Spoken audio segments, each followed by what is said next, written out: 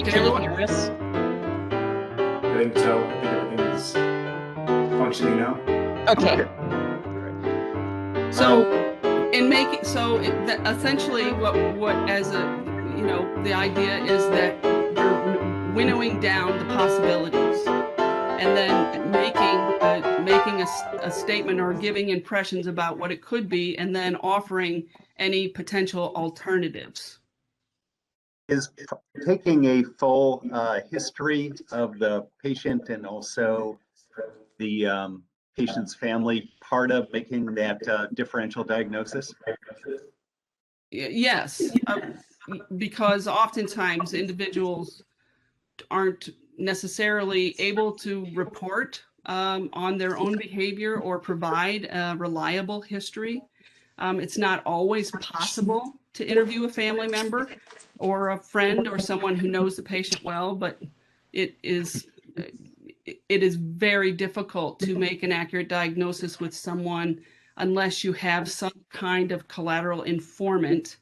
I mean, sometimes that can be gleaned from a review of the records if there's previous testing, for instance, but it is highly preferential to have a collateral informant. And is the failure to take medical history, can that have an effect on patient care and safety? Well, it can have, yes, it can have an effect on their care in terms of what the diagnosis is, but it also is, if the diagnosis is inaccurate and there needs to be either further testing with laboratory testing or some kind of diagnostic imaging done, then potentially you could fail to, for instance, rule out the fact that someone's had a stroke relatively recently, or has a tumor or something like that. So yes, potentially if you discount, if you fail to, make an accurate diagnosis, then it can lead the referring physician to decide not to do imaging studies or not to do further laboratory studies, or for instance. So yes. Okay. Can you tell me, you earlier touched on neuro oncology as a subspecialty of neurology, correct? Yes. Okay. And you said, I believe, that the neuropsychologist would get involved in neuro-oncology because of a referral from a neurologist, correct? Yeah, or yes, or a neuro-oncologist. Okay, all right. Was there any attempt by Dr. Schwartz to more fully include neuro-oncology in his work and that of the department?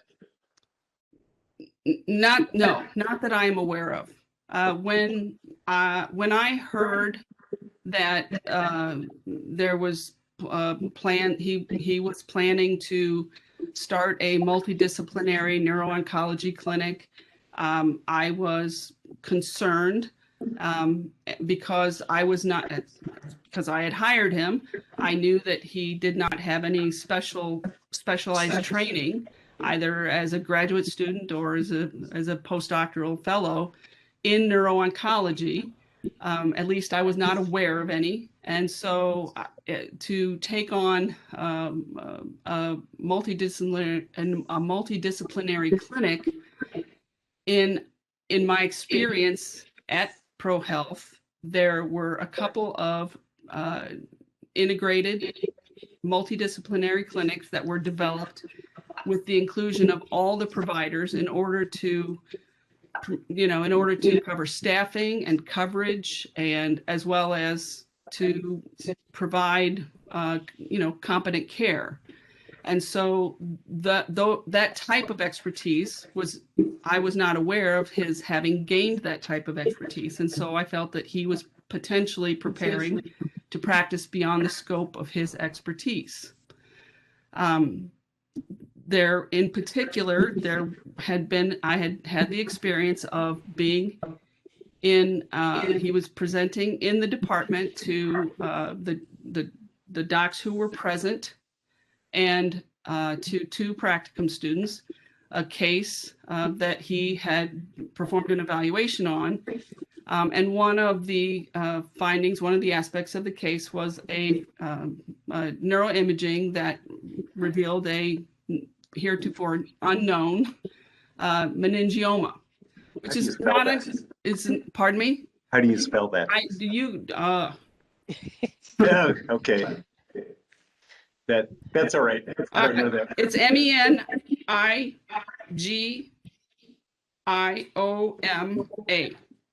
Okay. That's how I spell it. So he's presenting this, and is this at one of those quarterly meetings? No, this is in the department, and it is among the clinical neuropsychologists from the section, and the two practicum students were present.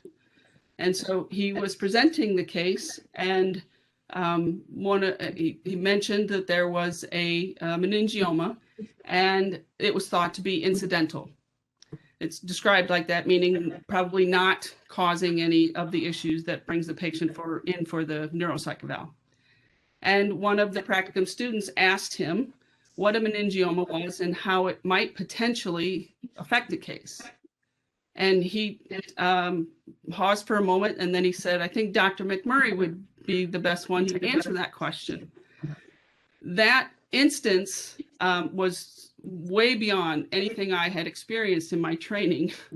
In a case presentation, to throw someone a question like that is unusual. But I answered the question, and then shortly thereafter is when I heard that he was going to be doing this multidisciplinary clinic with Dr. Crower, who's a neuro-oncologist. And I went to Dr. Schwartz and I expressed concern to him that he may be practicing beyond the scope of his expertise. And he discounted the fact that this might be the case, and said that he had our director's approval to move forward with this clinic on his own. Did you, so you mentioned that you spoke to Dr. Schwartz about that. Did you discuss your concerns about that or any other issue with anyone at ProHealth in a more formal manner? Not at that moment. I mean, I spoke with him directly, as is indicated in all of my training and in our ethical guidelines, to approach the individual with your concern and address the concern directly with the individual. And so I did that, and I spoke with Dr. Ray Kemper as well, who's not in a supervisory capacity. But at the time, I did not talk with anyone else until I went to HR. Okay, and that's what I was getting at. Do you know the time frame when you went to HR about this? The first time was in, I believe, late September of 2014. And who in HR? I'm sorry. Well, so I went to Ildigo Hubbard's.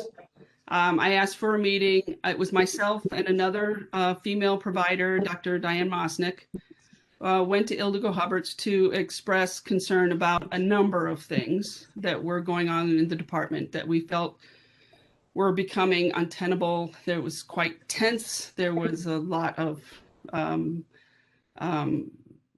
tension in the clinic. There was lack of communication between the administration and the docs, and there were these concerns about Dr. Schwartz, which included the practicing beyond his scope, but there were other things mentioned. And we met with Ildigo Hubbard, saying that we felt like we were in a position that I said that it could potentially be retaliated against, because I had been demoted when he was a year earlier, when he was promoted to clinical leader, and by Julie Jackson. And so I did not feel safe approaching Julie Jackson with my concerns about his lack of expertise in that area. And I laid out a number of other concerns, including a couple I've already described to you. And Dr. Maznik also reported some things. And so we were in her office for approximately an hour. She took many notes. And she said that there would be an investigation and that she would circle back around with us and let us know what the determination was. You mentioned Julie Jackson. Who is Julie Jackson? What role did she have in September 2014? She was the director of, she was our administrative director, I believe, or manager. Those terms, the nomenclature of what her title was above our section changed. So there was a manager and a director at one time. She was the manager and the director at different times. So she was the administrative person over our section. Okay. And when you say your section, are you talking about neuropsychology? And neuroscience. We fell under the broader umbrella of neuroscience, and we were the Department of Neuropsychology within neuroscience. Okay. You mentioned that prior to this meeting with Ildiko Hubberts in September 2014, that you had been demoted as from the clinical director position, correct? Yes, that is correct. Can you tell me how that came about? Can you just describe that? Well, there were, I had been the clinical leader, the lead neuropsychologist, like I said, since 2009. So after Dr. Schwartz was hired in approximately early 2012, I believe. Yes. I'm sorry. So we hired another provider, Diane Maznik, and then that was in early 2013, I believe, or late 2012. At any rate, in my role as the clinic lead, we were experiencing some changes in the administration still, and the onboarding of Epic had happened and was still happening. And there were a number. I'm sorry. Epic is an electronic medical record, and so it encompassed all aspects of medical notation, appointments, scheduling, and billing, and all of that.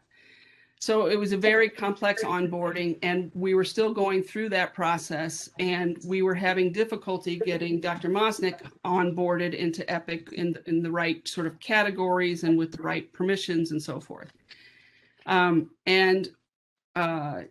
There had been a number of instances where there were meetings being called by Julie Jackson about, questioning our informed consent forms and our release of information forms and the way we did our billing for fee for services, et cetera.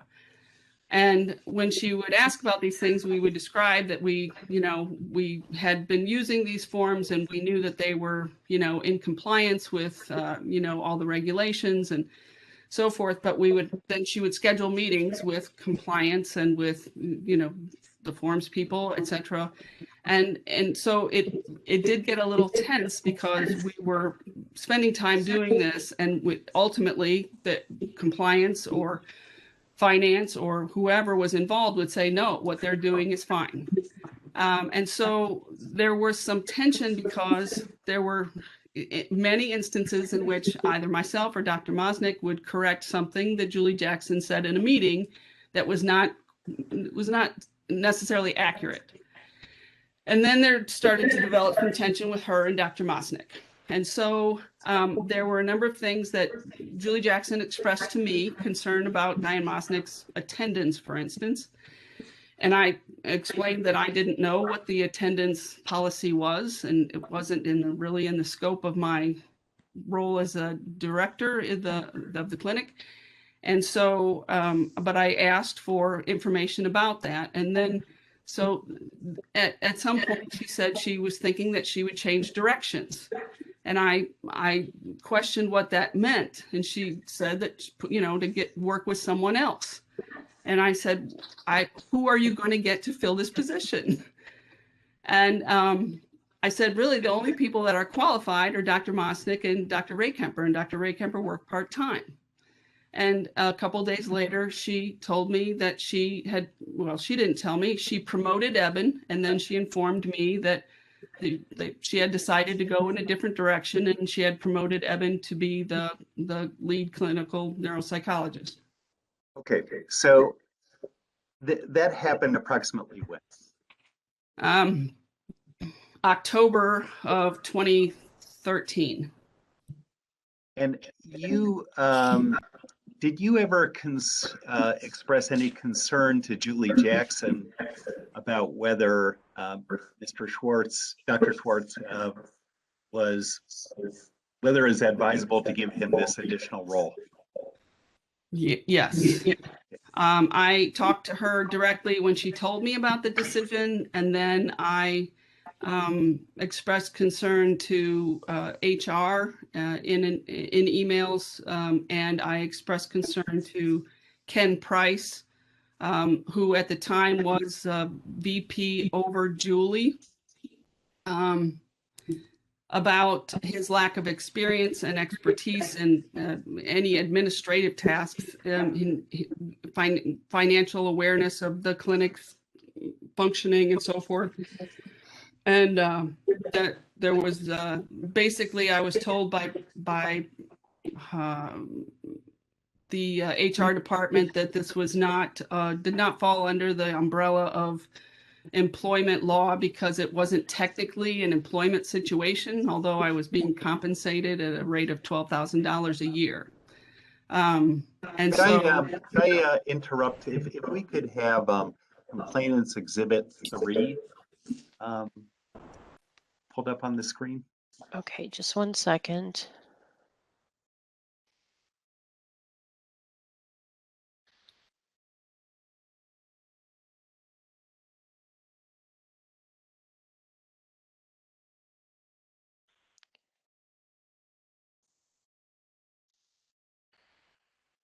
Okay. All right.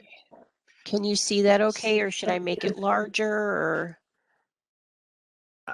I can see it okay. I can see, is that the full exhibit, or is there? There's more pages to it, I believe. Yeah, and if we could just go to, Judge, to the bottom of that first page where the exhibit sticker is. Okay. And this is what? What does this show? This is an email that I wrote to Julie after she informed me of the decision to demote me and promote Eben, that I sent to her, and I CC'd, like I said, Ken Price was the VP, and Sue Oliver was the HR person with whom I sought some counsel. And then James Gardner at the time was the head of medical staff. And could you please scroll to the top of the next page? Right there. Is good. Drawing your attention to the second and the third paragraphs of page 2 of C3. What are you trying to communicate there? That he lacked both the expertise of a clinical neuropsychologist in terms of his experience, the breadth and scope of his experience, and I had concerns about his diagnostic skills, which I felt were still developing, which I had in fact expressed to her during his reviews, annual reviews. And I explained to her that I had a lot of difficulty understanding how she was going to put him in a position where he would essentially be considered my boss. And I reminded her that we had been seeking someone who had more experience, in part so there would be someone who could take over as a clinical lead person and assume that leadership role if necessary. And I felt that, with time, Eben may be someone who would be good at doing that, but he essentially had not demonstrated to my level of concern his ability to be proficient in clinical neuropsychology. He had not managed to get board certified, was not making progress toward that goal, and that he was still seeking advice appropriately and consult with cases. And so it put me in a position, I felt, that was a very difficult, untenable situation where I was expected to have him be my boss, but still be mentoring him. Let me ask you this. Was there a concern about adding more to his plate when you say he was still developing his skills? Well, yes, because he had not made any further progress toward attaining his board certification. It is a very speculation on that part. You can continue. Go ahead. Know whether or not he did or did not. You can go ahead. You can answer the question. He had not made progress in toward board certification, and so I was concerned about the fact that it is a very rigorous process, and it does take time and focus to be able to do that, and limiting the time and focus toward that would both, I thought, hinder him, but also promoting him would diminish the necessity of doing so. I was no longer in a position where I could be encouraging him to continue to progress through the process. You mentioned, by the way, I move into evidence exhibit C3. Do you have any objections, Attorney Mitchell? No, I don't. All right, so Exhibit C3 is received. You mentioned that you had, obviously C3 is an email that went to Julie Jackson, and she was the administrative director over neurosciences, correct? I'm sorry, Victor, can you say that again? Oh, sure. When we looked at the first page of this exhibit, it showed that it went to Julie Jackson, and earlier you described her as the administrative director. Right. In addition to this written communication, C3, did you also have discussions with her in that time frame about Eben's competence as a clinical practitioner? You mentioned about reviews. Well, that was prior. So part of my role as the lead clinical neuropsychologist was to participate in the annual reviews and offer input. And so actually we undergo a 6-month after first being hired, and then a 1-year review. And I had expressed concern to her that I felt as though his clinical skills were still developing, and that he continued to seek consultation appropriately, and was obviously had passed the written exam, and so was making progress toward getting board certified. And this was in an earlier time frame before August of 2013. Yes. All right. You mentioned that you had approached Ildiko Hubbard's in HR in roughly September 2014, and that you approached her with Diane Maznik, correct? Yes. Yeah. And the purpose of your meeting, or why you met with her, was to express some concerns about Evan Schwartz and his practicing beyond his scope of expertise. Yes, among other things, yes. Okay. And the Diane Maznik accompanied you, and again, who is Diane Maznik?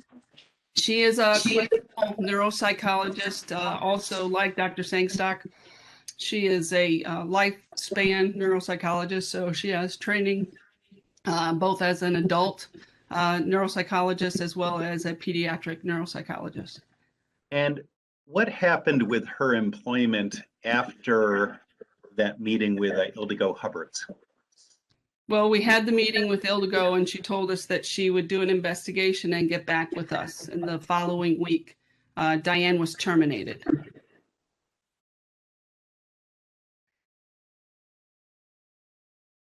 Obviously, you can't read the mind of someone else, but what did you conclude from that termination 1 week after that meeting? Well, I had expressed concerns, and part of what we had expressed to Ildiko was the fact that there had been a series of things that Julie had taken exception to about Diane. That was her attendance to begin with, and then it was her demeanor, and then it was her documentation. Then it was the fact that there were there was a patient complaint which she, heard about, and then there were concerns about the timeliness of her documentation. It was one thing after another, and so right after I was demoted and Evan took over, she had let me know that in part that was because I was not following her lead and not doing my part in terms of addressing the issues with Diane. And so Julie Jackson went out on maternity leave in late 2013, right after she promoted him. And when she came back, she initiated essentially a performance improvement program with her and Evan of Diane. And so we're meeting with her frequently and going over her notes and making her document in a certain way that was, right, wrong, or indifferent was different than the way other people in the clinic were doing it. And it was taking a toll on her psyche. She was stressed out, and she figured that she was being prepared to be terminated. And I didn't. Let me ask you this. In your own mind, did you believe there was any relationship between the meeting with Ildiko Hubbards in HR and Diane Maznik being terminated 1 week later? Objection, speculation. You can answer. Go ahead. I felt that it was in retaliation, which is exactly what I told Ildiko. We feared Objection, retaliation. You can answer. I feared retaliation. And so the timing of it was, I think, easy to draw that conclusion. Objection, foundation, speculation. That's fine. She's talking about her own impressions. Let me ask you this. After Diane Maznik was terminated, did that have any effect on coverage within neuropsychology? Yes. So at the time, Diane Maznik was the highest, she was the most productive member of the clinic, billing the most time, spending the most time at work. And she was seeing pediatric patients, which is in high demand, but she was also staffing the senior health center clinic and, also doing rotation for covering call. And so taking her out of the picture required there to be some addressing of how those services would be covered in her absence. And so there needed to be an adjustment of who was seeing what and who was covering what service. And at the time, we had long had productivity expectations about our time and how many hours we bill per week. And I was already exceeding the number of hours that I would typically need to bill. And so I was concerned about how we were going to address those shortcomings. Did you ever have any discussions about the staffing and your concerns about staffing now that you're down a neuropsychologist with Evan Schwartz? No, not at that time, not immediately. So she was terminated, and about 2 full days at work passed, and there was nothing. I heard nothing from him. There was no call for a meeting. There was nothing that happened. And okay, so, what about at a later time? Well, so then I got an email from him after a couple of days that I took as directing at saying, he was saying, we need to cover this and this. And I said, I will cover an additional senior health center slot, but I will not cover your call. Because I was already doing disproportionate amount of the call. And I sent that email back to him. And again, nothing. And so the following day, I was upset because there was no response. His office is located literally right next to mine. And he was staying in his office with the door closed, did not approach me. And so I sent to him another email, which is the email that's titled my clinical hours and staffing or whatever. And I heard nothing. And then a meeting came up on my schedule with Julie Jackson, an HR representative, and they came to my office. And then I had the discussion with them, and then that was. And as a result of that meeting in your office that Julie Jackson called, did you receive any sort of communication, like a final warning, anything like that? Yeah, well, so they came to my office and presented a sheet that indicated that they were documenting discipline for my having so the email that I sent to Evan was CC'd to Sue Oliver in HR and Julie Jackson and to Gina Ray Kemper, who was the only other adult neuropsychologist at the time and with whom I discussed these issues.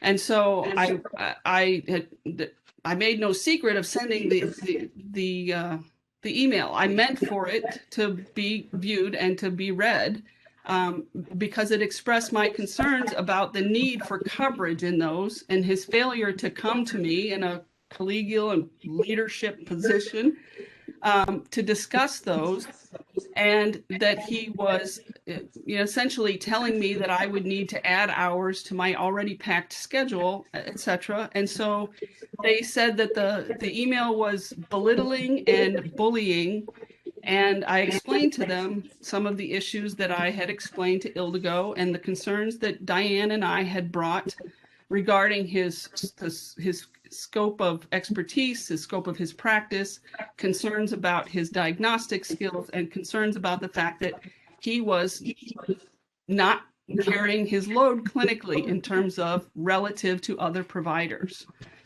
And in explaining all of those things, it was an 1.5 hour long meeting, something like that. And at the conclusion of it, she signed a piece and said, "This is your final warning. If there is anything more, including facial expressions or tone of voice, your employment will be terminated." And this was when? And when was this meeting you had, and when did you receive this notification? October, I believe, is October 4th. I'm not positive. That was what's one of the. Yes, I believe it's October. 2014. Okay.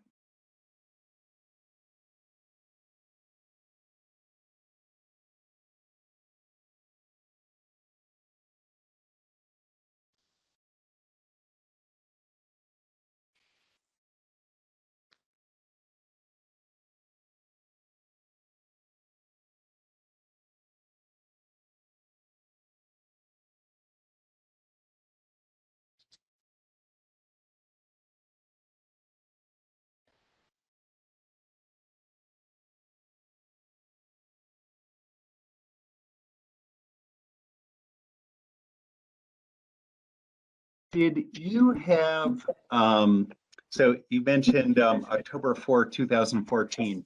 Did you have any further communication with Julie Jackson or Ildiko Hubbards of HR following that meeting? Yes. Well, one of the things was that I brought up was concern about a documentation, a note in the medical record of a patient that I had seen on the inpatient unit, and they had been asked to do a capacity evaluation on this individual, in part because they wanted to be able to discharge him from the hospital. And there was a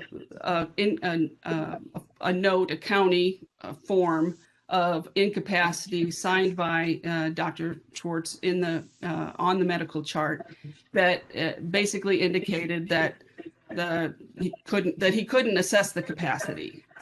So there was no evaluation, and I expressed concern about the nature of this documentation, that it being unusual and not the typical, not standard of what our service would do. And the notation in the medical record was not a note of an assessment.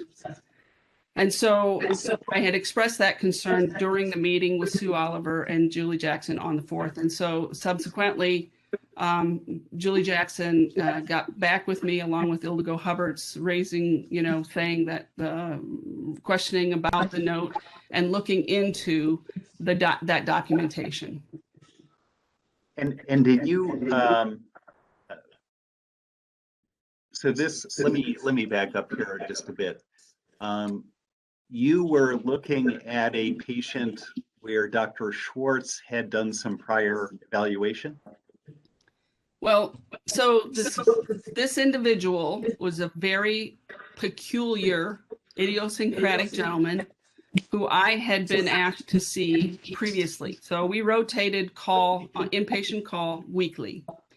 And so I had seen him the previous week and had tried to do an assessment with him very briefly a couple of times, and was unable to do any kind of formal assessment with him, but documented my impressions. And the following week, they asked for the capacity evaluation, the formal documentation of it on a Waukesha County form. And I wasn't on call, so Eben was on call, and he did the documentation. And I only saw it because I went back to check in and see if the patient was still in the hospital, and because I was on call the following week. And the patient was still in the hospital. And so that's when I saw the note, and that it had happened before the meeting on October 4th. What was concerning about the note to you? It was not, in my experience, I've filled out the form many times. In my experience, I had never documented someone not being able to assess someone's capacity on that form. It was basically a blank and then a signature with I believe some statement. I can't recall exactly what precisely was on the document, but it wasn't in keeping with how I had been trained to do it and how I performed it and how I had seen others in the service perform the task. So you brought that up at that October 4, 2014 meeting. Yes. With Julie Jackson and Ildiko Hubbards. Did you later follow that up with any written communication? Yes, I believe I sent them both. I sent an email to both of them regarding that issue. Could we pull up C7? Okay.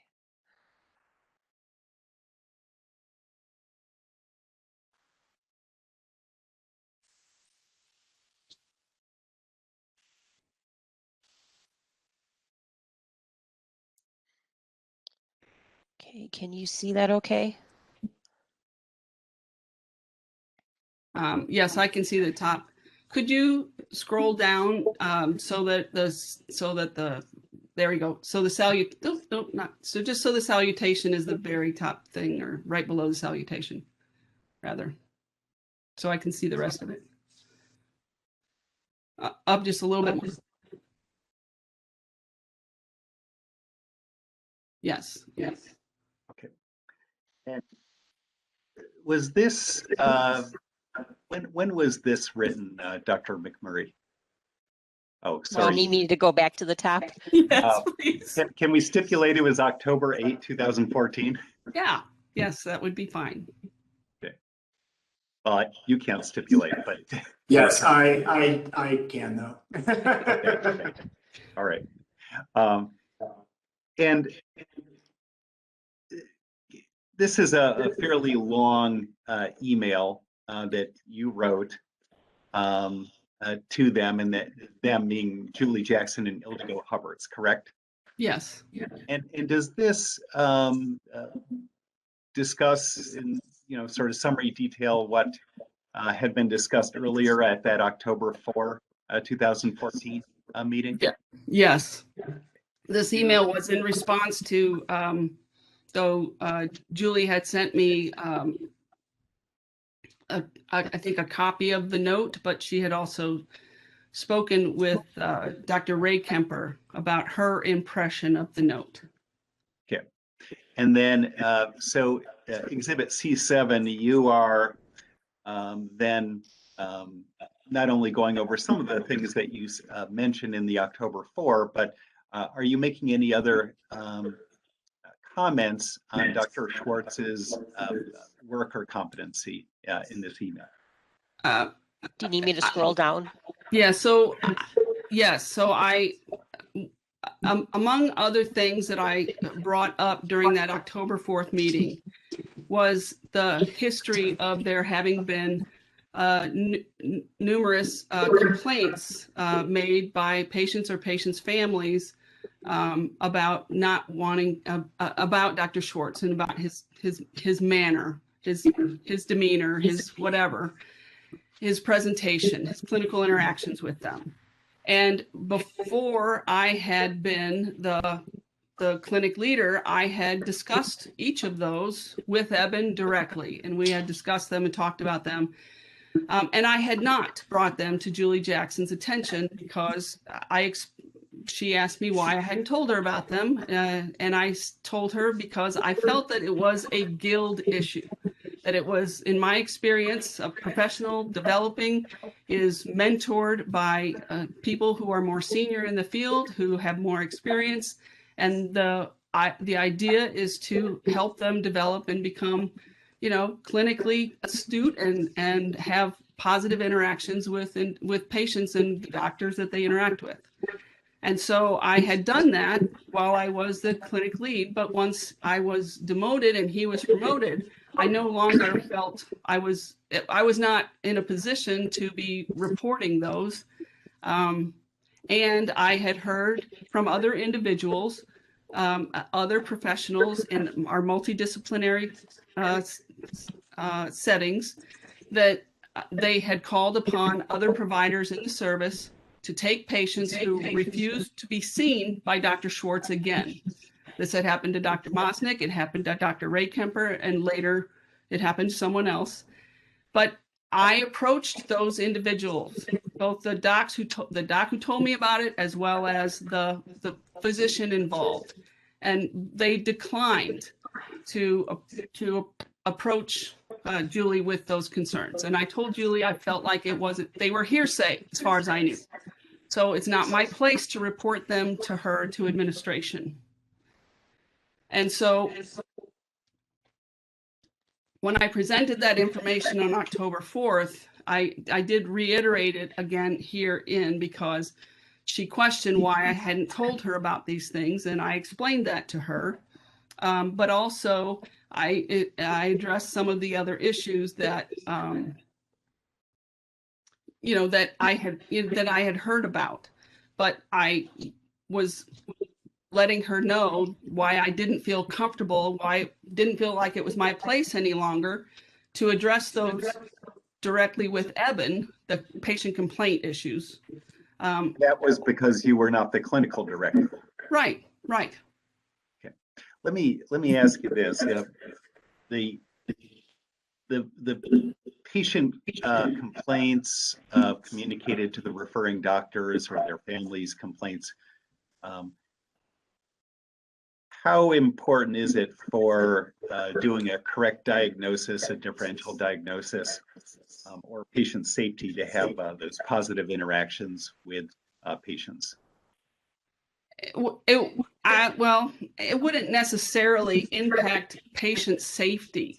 The issue of having problematic interactions with families can complicate the extent to which any recommendations or interventions are, received. So in that respect, it can affect their, the follow-up care that they receive or the adherence to interventions or recommendations. But really, from a sort of ownership perspective, it was not, in my experience, both before I was a clinic director, when I first was brought on, and during my tenure at ProHealth, there had never been this type of situation with any other provider. And so it was beyond what we had experienced in terms of our provision of the care that we did. We were highly regarded, highly respected, and I had concerns about how that would reflect on the clinic, more so probably than patient safety per se. But might it also not be the case that having negative interactions with the patient might impair the ability to take the history and to provide, therefore, a correct differential diagnosis? Well, not just the history, but also their motivation to perform well during testing. So you try to engender a good rapport with patients in order to be able to obtain their best performance. Because otherwise the testing is not valid and you can't make any reliable conclusions based upon the data that you're getting. So in instances where patients refuse to see him again, it was, I think, appropriate to ask someone else to see them, because having him go in to see a patient who didn't want to see him would taint the assessment. Essentially, if there were Objection, speculation. How do you know that? Because I have performed thousands of assessments. And then if someone is hostile or defensive or has had a negative experience with you in the past, well, I shouldn't say that. I should say that overrides, it affects the test performance. It can impact the effort that they give to testing, their sense of why it matters to perform well. So if you're not getting their full and effortful focus during testing, and their focus is on defensiveness or negative feelings about you or about something else that happened, not even concerning you, it can impact the results. And it diminishes the validity and the reliability of the data overall. It is part of why we don't allow other people in the evaluation. And many times in my experience, if someone is upset because of something that happened before they got there, I will do everything in my power to either, talk with them and calm them down and redirect them so that I can get what I need from them in terms of their best effort. And if I feel like I can't get that, I have declined to, do more testing and just said, I really feel like it would be best if we waited to do this. So if someone were forced to see someone that they had negative interaction with, I am making an educated guess that it could impact the testing, the results. Could I move into evidence exhibit C7? Any objections, Attorney Mitchell? No objection. All right, so exhibit C7 is received. This might be a good place to break if the judge wishes to, or I can keep going, I suppose. Does anybody need a break? I don't mind if we keep going, but I do note that we've been going about an hour and a half now, so some of you might need a short little break. We can take a 5 or 10 minute break if anybody wants that. About 5 minutes. Okay. Okay. So it's about 10:42. I guess I'll push it closer to 10 minutes or 8 minutes, I guess. Let's report back at 10:50 then. Very good. Okay. Thank And you. what I've been doing and telling people in these hearings is if you want to mute your computer and turn off your camera, and then once you're ready to come back, just turn that stuff on. I don't know if people are going to be making any phone calls or anything like that while we're on the break, and so that way we won't hear anything if you mute yourself. So just to kind of protect your own privacy and things like that, it's probably best to mute. And like I said, the turning off the video is more just a sign for me that when I see everybody popping back up, then I know that we're ready to go ahead and get back on the record. Very good. Thank you. Thank All you. right, Thank thank you. Yeah.